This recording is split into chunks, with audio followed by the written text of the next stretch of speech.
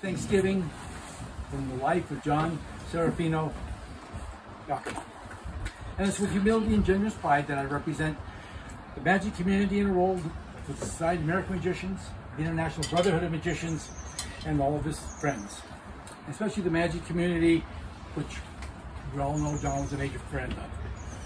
He was born October 12th, 1949, and departed this world March 21st, 2014, at the age of only 74 years old. So at this point, we know that John had been into magic for a number of years. It started as a teenager and early teens. So as the magic fraternity gets and gathers together, we'd like to feel that we're all linked in fellowship with John as a magician, from friends that he had all around the world. And it was a privilege to have John as a magician and as a friend, with his interest, with the activity, and the skill that he had as a performing magician. And over the years, there were many friends, whether they were locally, around the United States, around the world. And they were part of many conventions that he attended also, even with the World Magic Seminars. We as the Magic Fraternity would like to take the time right now to commemorate the life of this dear friend and express with our sympathy, prayers, and the hope of eternal life to all of his loved ones and friends. But since John was born in San Francisco in the West Lake District, about sometime on December, or should I say October 12th, 1949, but they're only there for a few years. But he had wonderful parents of John and Helen Iacono. John was the second born. He had an older sister, this young lady over here. She's actually younger than John in looks. Better looking too. Elda. Then he had his younger brother Dave, who's home. Graciously opened up to us today. Somewhere there's a half brother hiding here somewhere. Oh, there he is. There he is. Well, not hiding, right out front. But shortly, as kids, they left San Francisco and the well-known West Lake District, a unique facility that was built right after World War II, and moved up to Marin County and into the Green Bay, Larkspur area. But before he graduated from high school, which was 1968 from Redwood High School in Larkspur, he got this bug. I think we a lot of us have. It's called the magic bug. And it seemed to bite him so much that he became infected with it the rest of his life. But he had more than interest in just magic. John was a unique soul that had interest in a lot of things. Can also be called a Renaissance man. Because besides doing magic for kids and adults, he also was a ham operator. With his call letters of KF6VYH. Some of you should talk to John on. And strangely enough, he became a certified pyrotechnician. With all these fireworks displays going off, that's something that John would do. He just sometimes still has stuff hidden in his house. But he also was a fire eater. And he enjoyed performing, doing magic and eating fire all throughout the Bay Area. And somewhere around this time, you're figuring it had to be the late 60s, maybe early 70s, he was in San Francisco and he came across this place on Chestnut, 2025 Chestnut, called the House of Magic, run by Marvin Boomer. And we're so fortunate to have his son Boomer Jr. over here today, Mark. Thanks for joining us. John was a good guy. That he was.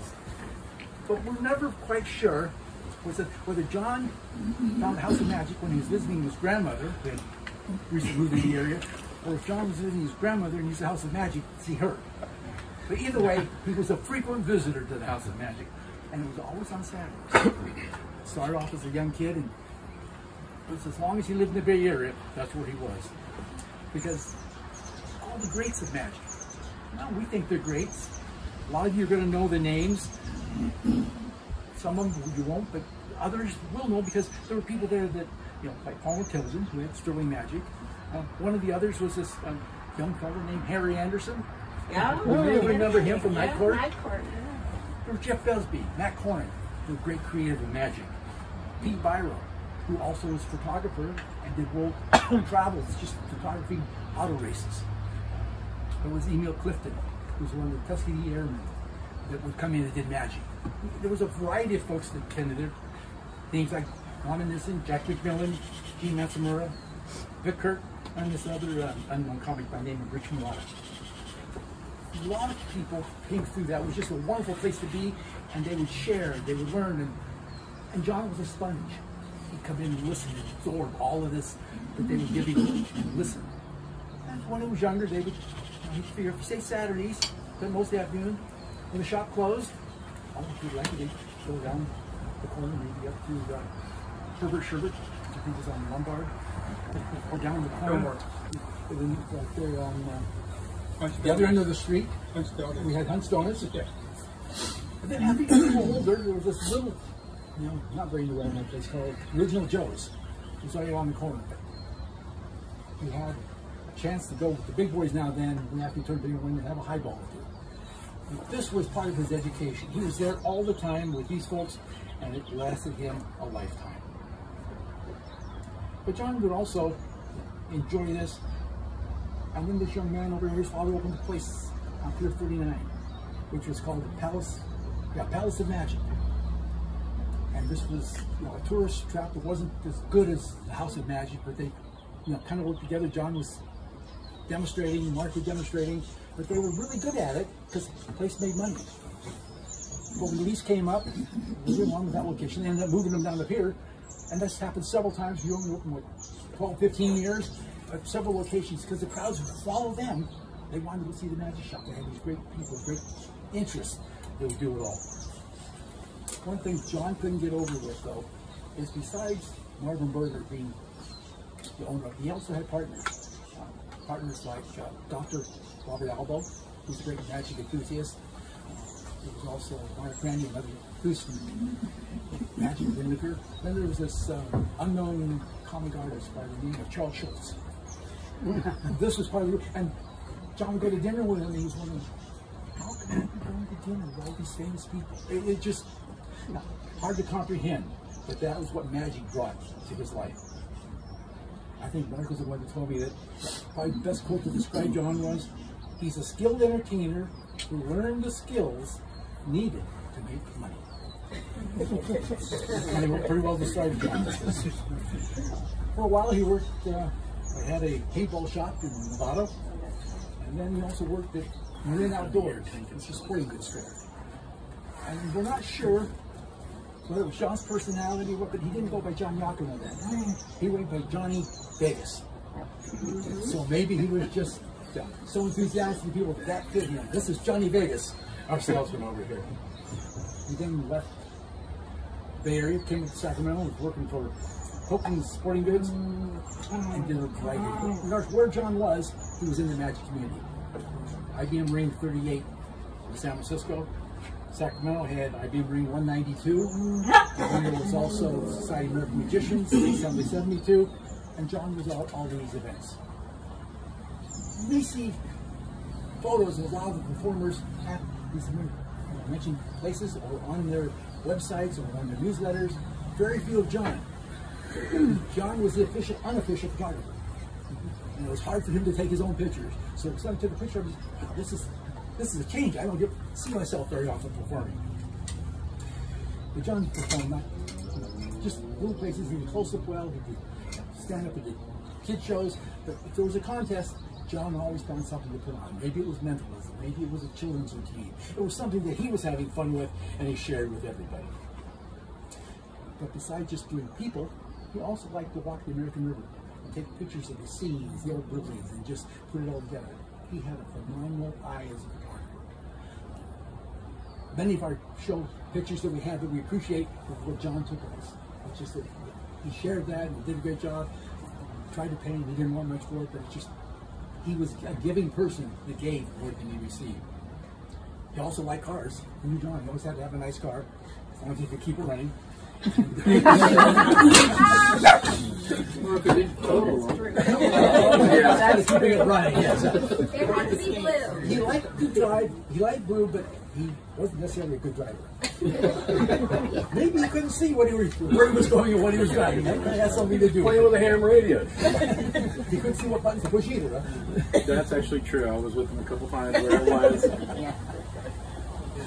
So then, you know, March 21st of this year, all those great memories and experiences left behind when John departed us after having open heart surgery only a month earlier. But he does leave behind his brother Dave, his sister Elda. And I had too many Eldas and Elders that I know now. Catching the right name. And his half brother, John David. So many things that John has left with us. The one we talked with yesterday is silent today. The one we walked with is right on without us. We shall miss and remember him. And no better, greater tribute can be made instead of a person than that he that lives in our hearts and minds and esteem will be with us always. So I'm here, Iacono. You joined the magic fraternity and you had your magic wand. To the uninitiated, here's a stick of wood. To an entertainment person like John, this was the symbol of joy and pleasure to the entertainment art. And that existed ever since ancient times. It kind of represented him like the ancient symbol, the linking rings. It linked him with magicians around the world, those who were of the light-hearted mind.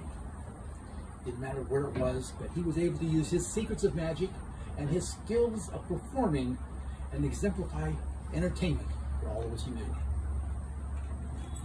The wand now, though, is devoid of all meaning and authority.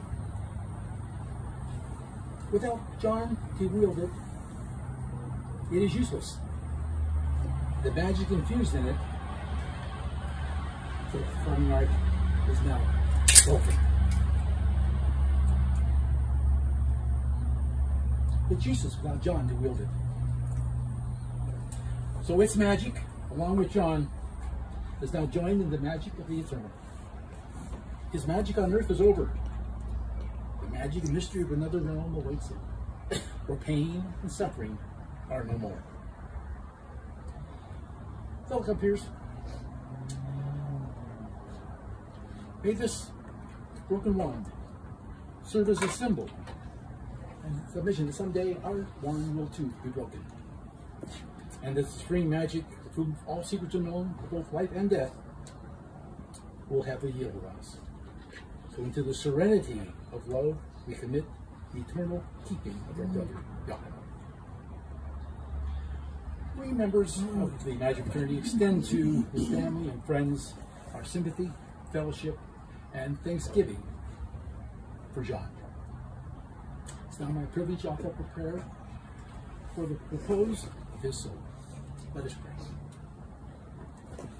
O Divine Master of all mystery, whose wisdom and skill designed and created all that is visible and invisible, thou hast instilled within us the talent to amaze, mystify, and entertain. We acknowledge thy gift to us and your supreme power, for whom we gain inner strength, comfort, and peace. Teach us, as members of this ancient theatrical craft, to use our earthly skills, dexterity of hands and voice, to bring happiness and honor to those who bring our conjuring pleasures of wonders. May we always be humble and aware that imperfection, mysteries, and illusions are nothing but an imitation of a higher magic, unfathomed by mortal man. We acknowledge thee as the divine architect of all talent and source of inspiration, from which flows the purest magic within the force of life itself. We offer our thanks to the spirit of mystery and fill the lives of our past members who we know, like their magic wands, will also one day no longer be with us. And the spell of our efforts on earth to bring smiles and amazement will be still. So receive these prayers for the soul of thy servant, John Serafino Iacono, a departed member of the Magic Fraternity, and may he enter into the land of peace and joy. and grant that one day we shall meet again, where mysteries are no more. And may the magic of divine love and that house not made with hands be your home forever. In thy name, amen. Rest in peace, dear John. Rest in peace. Probably a fitting way to close the Broken One ceremony is to do something that any entertainer would love to see. Let's all rise and give John a standing ovation.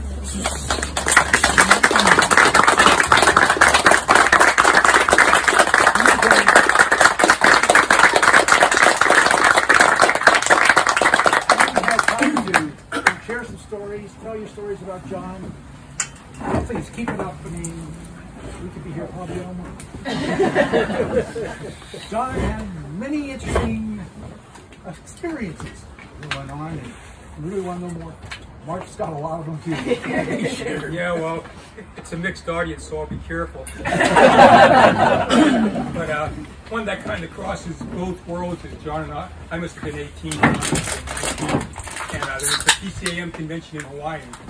And so I went there, and I was working the dealer room with my father. John was walking around enjoying himself, and every night John and I would get together. And John comes all excited. He says, "Mark, I found the right person for us." I go, "What do you mean?" He says, the guard on the door, he's a Navy guy, and he moonlights. He says, if we give him cash, he'll take us to the bars, he'll take us to the cockfights, and he'll introduce us to women. He says, we can have a good time here. I go, okay. So next day, the dealer room was starting to close, and we're supposed to move, and we gave the guy, John, I gave John some money to give to the guy, and it's getting ready time to leave, and I come up, I see John in the corner, and he says, we can't go. I go, what do you mean we can't go? He says, I've never seen this guy. He's spread caps, and he's doing a floating cork. John was more mesmerized by this. The guy was a world-class act, and we'd never seen European magic like this, and the floating cork trick in that time realm became the premier trick in the world, and it made Red Caps world famous on the Western stage. And even though John was young and virile and wanted the gambling and the girls and the alcohol, he stayed there to watch Red Caps do the floating cork. So did you go with him? I went. Go.